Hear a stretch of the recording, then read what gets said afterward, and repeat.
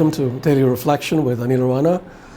Today is the 25th of January 2021. We're going to reflect on Mark 16:15 to 18. Listen. And Jesus said to his apostles, "Go into all the world and proclaim the good news to the whole creation.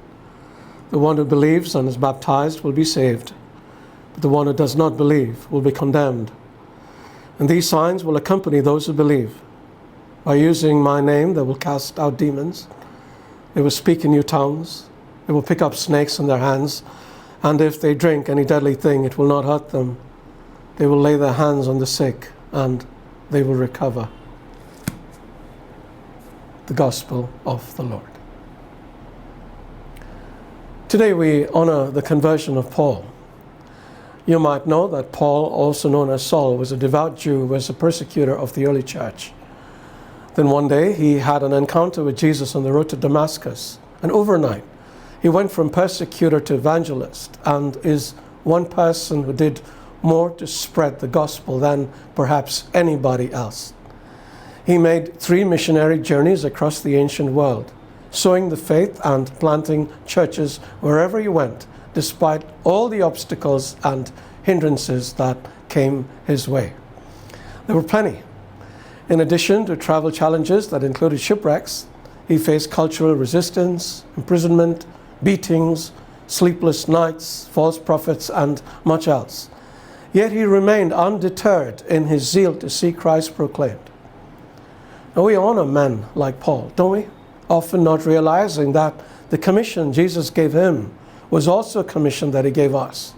Every single gospel ends with a command, and it is a command, not a request, to go into all the world and proclaim the good news to all of creation.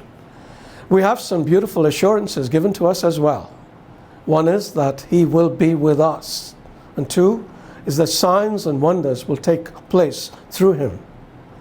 At the end of the Gospel of Matthew, where Jesus gives us, notice I say us, the Great Commission to make disciples of all nations, he concludes with the words, "And surely I am with you always, to the very end of the age."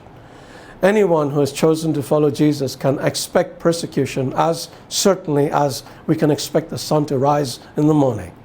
Jesus said, "If they persecuted me, they will persecute you also." But we can also expect Jesus to be with us through it all and give us victory in the end. "I will prepare a banquet before you in the presence of your enemies," he says. And at the end of today's gospel, as we read, signs and wonders will follow us. These need not always be healing and deliverance, although Jesus tells us these will take place too, but also by the lives that are changed by the word sown into their hearts. They are born again, no longer living according to the world's rules, but by the rules of heaven.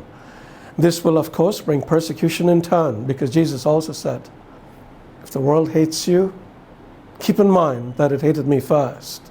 If you belong to the world, it would love you as its own. As it is, you do not belong to the world, but I've chosen you out of the world. This is why the world hates you." Let it not bother us. It didn't bother Paul, and look at what he did. God bless you.